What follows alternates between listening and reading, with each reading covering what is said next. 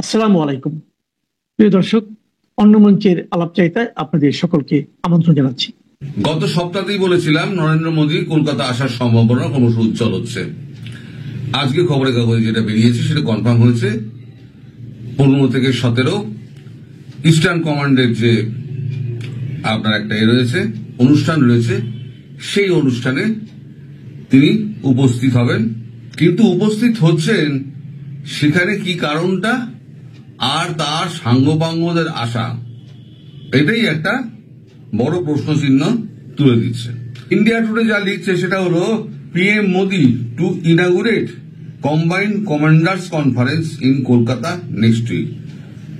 Prime Minister Narendra Modi will inaugurate the Combined Commanders Conference CCC 2025 in Kolkata from September 15 to 17। মানে উনি 15তে এসে 15তেই উনি চলে যাবেন। কিন্তু বিষয় যেটা সেটা ওনার সঙ্গে কে কে আসছে।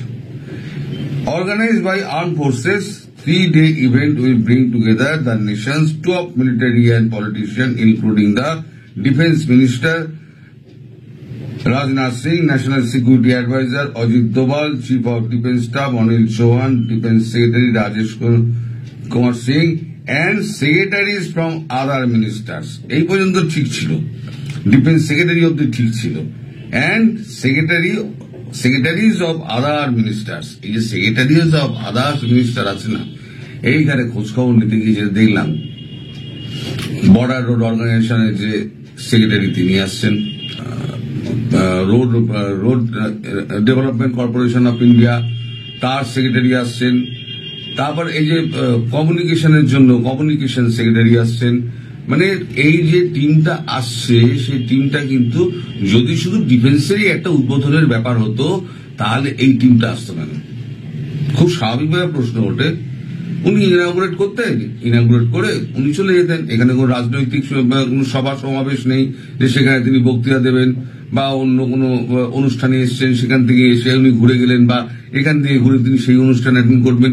তিনি আসছেন, এখানে মিটিংটা করবেন, এবং মিটিংটা হবে মোটামুটি 4 ঘন্টা থেকে 5 ঘন্টা, এটুকুও খবর পেয়েছি। একদম জিওসি ইস্টার্ন কমান্ডের সঙ্গে বসছেন আমাদের লেফটেন্যান্ট জেনারেল জাদেজা।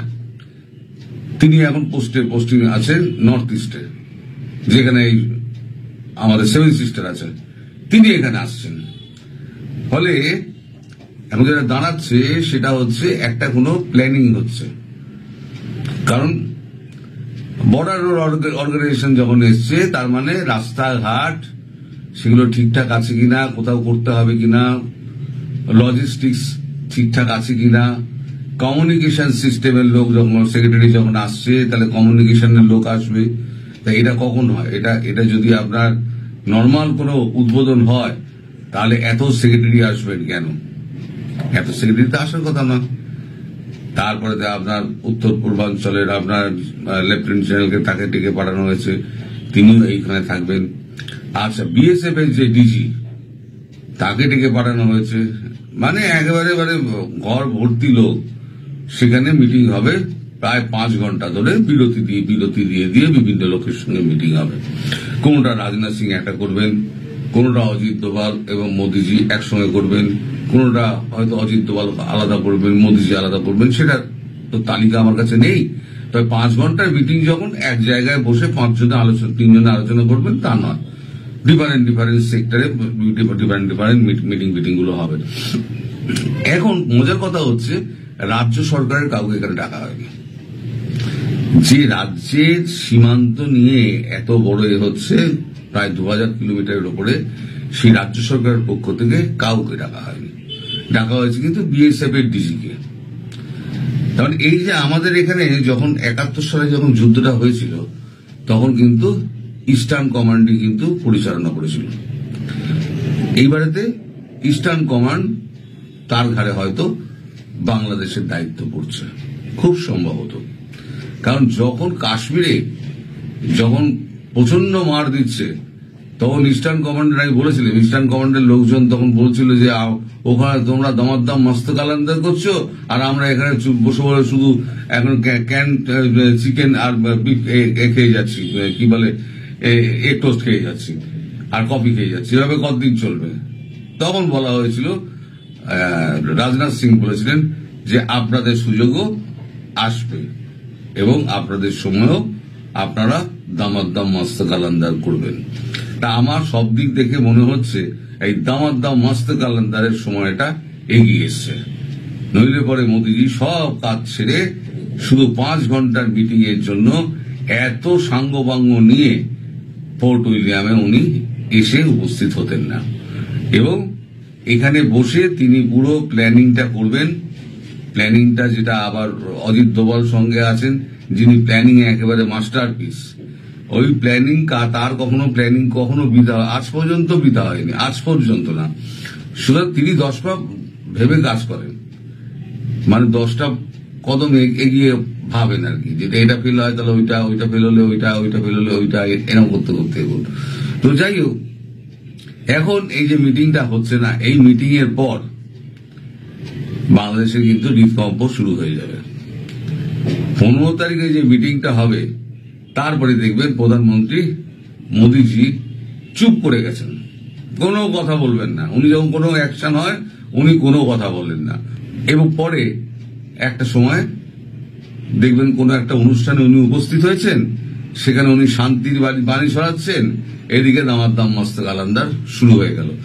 কারণ বাংলাদেশে এখন যা চলছে, বিশেষ করে হিন্দু নির্যাতন যেভাবে হচ্ছে আর যেভাবে ভাষণ টাষণ দেওয়া হচ্ছে, একদিকে ইলিশ পাঠিয়ে সৌহার্দ্য দেখানো হচ্ছে, ওদিকে হিন্দুদের ধর্ম তুলে হিন্দুদের একেবারে নাকি হিন্দুরা নাকি প্যান্ডেলে নাকি মদ গাঁজা খায়। পূজা উপলক্ষে অনেক সময় আশেপাশে যে মেলাগুলি হয়, তারপরে ওখানে গাঁজার আড্ডা বসে, মদের আড্ডা বসে, এইগুলি কিন্তু এবার কোন অবস্থায় হয় কোন রকমের কোন, দেখলেন তো, হিন্দুরা নাকি মদ গাঁজা খায়, মদ গাঁজা খেয়ে তারা নাচানাচি করে। সুতরাং হিন্দুদের ওখানে 7টার মধ্যে বিসর্জন দিয়ে দিতে হবে। আর ওই যে ধর্ম তুলে যে বললেন না, ধর্ম হচ্ছে বলেছেন ধর্ম একটা আফিং এর মতো, ধর্মের আফিং খাইয়ে দাও, নেশা করে একেবারে বুঁদ হয়ে থাকবে, সেই কাজটি এই উপদেষ্টা, স্বরাষ্ট্র উপদেষ্টা করছেন।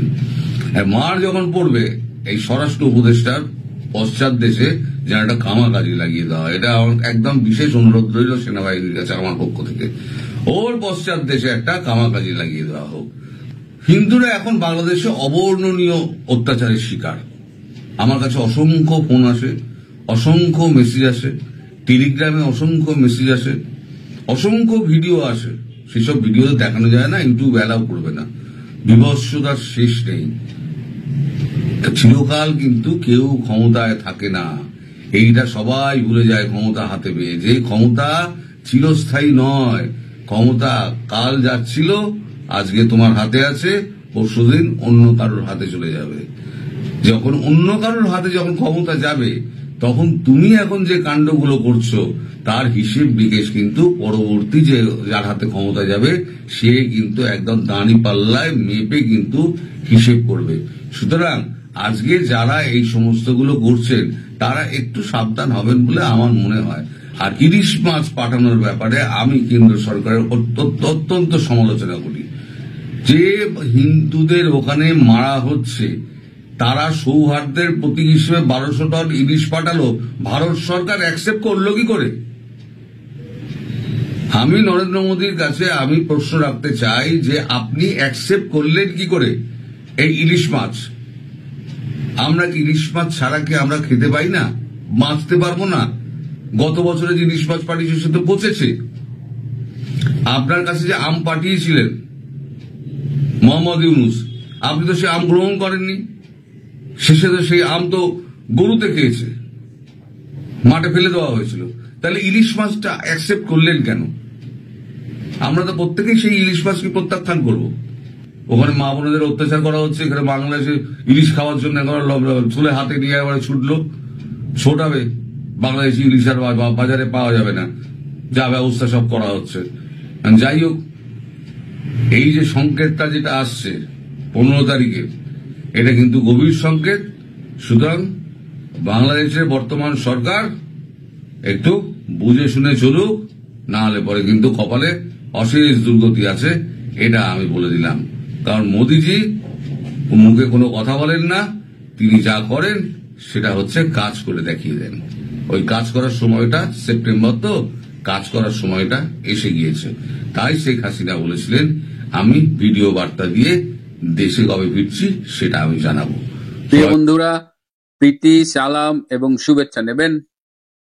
বাংলাদেশে কি ঘটছে, ডক্টর ইউনূস শিবিরে কি হচ্ছে, এটা আপনারাও দেখছেন, আমিও দেখছি, কিন্তু আমি একটু গভীরে যাওয়ার চেষ্টা করছি। তো তার আগে একটু রাজবাড়ী গলন্দে ঘুরে আসি। প্রথমে একটা ভিডিও দেখাই, তারপরে বাকি আলোচনা। খবর ওখানে থাকবে না, নুরুল পাগলের কোনো বাড়ির চিহ্ন ওখানে থাকবে না।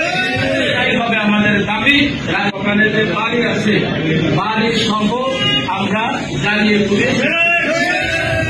সুতরাং আমাদের দাবি এটা হবে, শুধু কবর সরানো নয়, যদি তার ছেলেরা তওবা না করে, মুসলিকা না দেয়, জাতির কাছে যদি ক্ষমা না চায়, রাজবাড়ী ইমাম আকিদা সংরক্ষণ কমিটির কাছে যদি ক্ষমা না চায়, তাহলে প্রশাসনের কাছে কোনোভাবেই প্রশাসন তাদেরকে সাপোর্ট দিয়ে বাঁচায় রাখতে পারবে না। কবর ওখানে থাকবে না, নুরুল পাগলের কোনো বাড়ির চিহ্ন ওখানে থাকবে না। গত শুক্রবারের ঘটনা তো আপনারা জানেন, আমিও এপিসোড করেছি, সোশ্যাল মিডিয়াও দেখেছেন যে এই যে নুরা পাগলার মাজার ভাঙা হয়েছে, কবর থেকে তার লাশ উঠিয়ে তাকে সেখানে আঘাত করা হয়েছে, তারপরে প্রকাশ্যে রাস্তায় এনে সেই লাশ পুড়িয়ে দেওয়া হয়েছে। তারপরে সরকার, এটা নিয়ে তো শুধু বাংলাদেশে নয়, এটা সারা বিশ্বে এটা নিয়ে তীব্র প্রতিক্রিয়া হয়েছে। এটা মুসলমানদের বাইরেও, পশ্চিমা বিশ্বেও এটা নিয়ে কিন্তু ব্যাপক আলোচনা হয়েছে। তো সেই অবস্থায় সরকার বলল যে বা যারাই করুক তাদের বিরুদ্ধে ব্যবস্থা নেওয়া হবে, এবং 3,000 থেকে 3,500 লোক, জানা অজানা লোকের নামে মামলা দেওয়া হলো। এবং এই ঘটনা কারা নেতৃত্ব দিয়েছেন? জামাতে ইসলামের এই মৌলানা জালাল, তারপরে বিএনপির 2জন নেতা, এরা নেতৃত্ব দিয়েছেন। এদের নাম সবাই জানে। এবং এই যে ভিডিওটা দেখালাম, সেখানেও দেখেন যে এই মৌলানা কিভাবে লোকজনকে উত্তেজিত করছে, এবং সে বলছে যে কেউ প্রশাসনও ঠেকাতে পারবে না।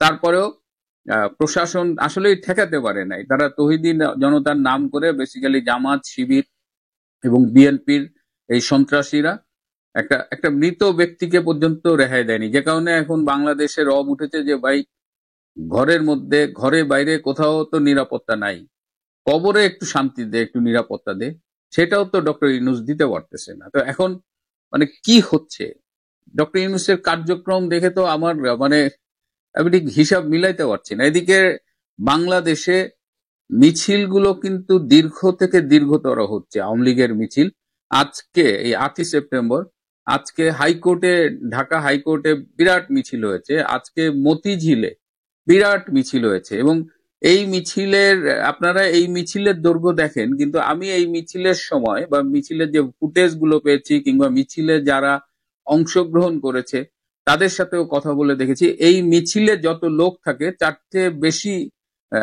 মানে দেখার হলো যে মিছিলের আশেপাশে যে সাধারণ জনগণ থাকে তাদের মধ্যে যে উচ্ছ্বাস, তাদের অনেকেই, যেমন আজকে মতিঝিলে যে মিছিলটা হয়েছে, অনেকেই রাস্তার আশেপাশ থেকে জয় বাংলা স্লোগান দিয়ে মিছিলে জয়েন করেছে। আশেপাশে থেকে অনেকেই বলছে যে ভাই, এতদিন আপনারা কোথায় ছিলেন, কেন আগে নামেননি? এবং সবাই হাততালি দিয়ে, করতালি দিয়ে এই মিছিলকে অভিনন্দন জানিয়েছে। What does it indicate? এটা কি বোঝায়? যে মানুষ স্বতঃস্ফূর্ত ভাবে, আওয়ামী লীগ এই যে রাজপথে মিছিল করছে, আগে ঝটিকা মিছিল করতো 10 জন, 15 জন, 20 জন, 50 জন, 100 জন, এখন তো 1000 ছাড়িয়ে যাচ্ছে এক একটা মিছিল। এইটা ডক্টর ইউনূসের একদম মানে বুকের মধ্যে কাঁপুনি ধরায় দিছে। তিনি উপদেষ্টাদের সাথে বসতেছেন, তিনি জাতীয় গোয়েন্দা সংস্থা, এনএসআই, এসবি, পুলিশ, এই আর্মির প্রিন্সিপাল স্টাফ অফিসার, এই সব নিয়ে, আবার আর্মির 3 বাহিনীর প্রধানকে রেখে আর্মির অন্যদের সাথে বসতেছেন, সিনিয়র অফিসিয়াল। তো সব মিলায়ে, এবং এখন তারা বলতেছে যে ঝটিকা মিছিল যারা করে, যারা অর্গানাইজ করে, তাদের কঠোর শাস্তি দিবে। আমি এরকম যারা এই মিছিল টিছিল করে, এদের কয়েকজনের সাথে আমি কথা বলেছি। আমি বলেছি, ভাই, এই যে ঝুঁকি নিচ্ছেন আপনারা, আপনাদের তো অ্যারেস্ট হইতে পারেন। তাদের সবার একটাই উত্তর যে ভাই, ঘরে থেকেও তো আমরা নিরাপদে থাকতে পারতেছি না, ঘরে যেখানে নিরাপদে থাকতে পারতেছি না, তবে আমাদের তো দেওয়ালে পিঠ থেকে গেছে, তো সুতরাং আমরা বাইরে নামি। আর যারা রাজনীতি করে, বিশেষ করে আওয়ামী লীগের যেসব ডেডিকেটেড কর্মী আছে, তাদের যদি আপনি জেল জুলুমের ভয় দেখায় মনে করেন যে আপনি তাদের নিরস্ত মানে দূরে রাখতে পারবেন, তাহলে মনে হয় হিসাবে একটু ডক্টর ইউনূসের ভুল হচ্ছে। এই যে প্রতিদিন প্রতিদিন প্রায় ১,৫০০ থেকে ২,০০০ গ্রেপ্তার হচ্ছে। সারা বাংলাদেশে যে জেলের যে ধারণ ক্ষমতা বন্দী তার থেকে প্রায় দ্বিগুণের কাছাকাছি চলে যাচ্ছে। জেলখানায় ঠাসাঠাসি করে বন্দীদের রাখা হচ্ছে, তারপরেও কিন্তু থেমে নাই। যেসব বন্দীরা গ্রেপ্তার হচ্ছে তারা কিন্তু ভয় পেয়ে লুকিয়ে থাকছে না, তারা রাজপথে বেড়েছে। এবং আওয়ামী লীগ যখন রাজপথে নামে তখন ইতিহাস সাক্ষ্য দেয় যে কোনো স্বৈর শাসকই তার ক্ষমতায় আর বেশি দিন থাকতে পারে না। এই ডক্টর ইউনূসের ভীতির কারণ কি? ডক্টর ইউনূসকে তিনি যাদের নিয়োগদাতা বলতেন, যে এনসিপির এই যে ছাত্রদের যে নিয়োগদাতা বলতেন, সেই ছাত্রদের কি অবস্থা? অনেকদিন হাসনাত, সার্জিস, এনসিপির অধিকাংশ নেতাদের কথাবার্তা কিন্তু শুনি না। এই কি ওর নাম, নাহিদ, তারপর নাসিরউদ্দিন পাটোয়ারি, সে ডিজিএফ এর অফিস ভেঙে ফেলবে, এদের কথাবার্তা শুনি না। ইনকিলাব মঞ্চের হাদি, সেও এখন শুনলাম যে ব্যাকডোরে কি সব করছে। আজকে ঢাকার থেকে খবর পেলাম যে উপদেষ্টাদের এপিএস তারা বিভিন্ন দেশের ভিসা লাগিয়ে এখন এয়ার টিকিটও কনফার্ম করতেছে। এখন তারা যে কোনো সময় দেশ ত্যাগের একটা প্রস্তুতি নিয়ে রাখতেছে। তো আমি বুঝতেছি না কেন যে ছাত্ররা যারা নিয়োগদাতা ইউনূসের তারাও চুপ, ইউনূসও ভয় কাঁপছে। আবার ইউনূসকে যারা বসিয়েছে মেটিকুলাসলি ডিজাইনের যে একদম আন্তর্জাতিক গুরু, তারা কি ইউনূসের মাথার উপর থেকে হাতটা সরিয়ে নিচ্ছে?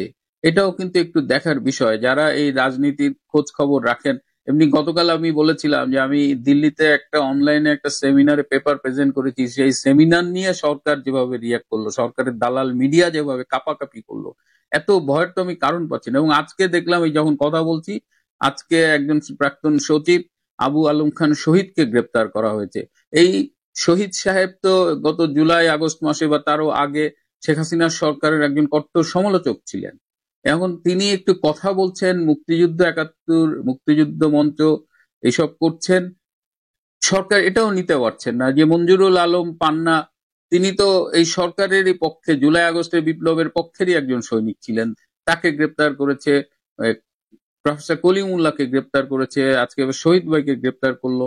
তো মানুষ কথা বলতে পারছে না, মানে আপনি একটু ভিন্ন মত পোষণ করলেই আপনাকে গ্রেপ্তার করছে। এমনকি যে লোকটা গত বছরের জুলাই আগস্টে এই লাল বিপ্লবের পক্ষে ছিল, সেও আজকে কিন্তু ইউনূসের এই নির্যাতন নিষ্পেষণ থেকে রক্ষা পাচ্ছে না। এই যে ইউনূসের যে আচরণ, ইউনূস যে ভয় পাচ্ছে, এটা তো আমার কাছে খুব স্বাভাবিক মনে হচ্ছে না। আমার তো মনে হচ্ছে ডক্টর ইউনূসের কোথাও বিদায় ঘন্টাটা বেজে গেছে এবং এটা তাকে সামহাও জানিয়ে দেওয়া হয়েছে বা সে এটা বুঝতে পারছে। এবং এই জায়গা থেকে ডক্টর ইউনূস এই ভয়, এই কাপাকাপি, আমার তো মনে হয় না যে তিনি আর খুব বেশি দিন এই সিংহাসনে জোর করে বসে থাকতে পারবেন। প্রিয় বন্ধুরা, আজ এ পর্যন্তই। আমরা একটু অপেক্ষা করি, আমরা একটু দেখি। ভালো থাকবেন, সুস্থ থাকবেন, তার চেয়েও জরুরি হলো নিরাপদে থাকবেন।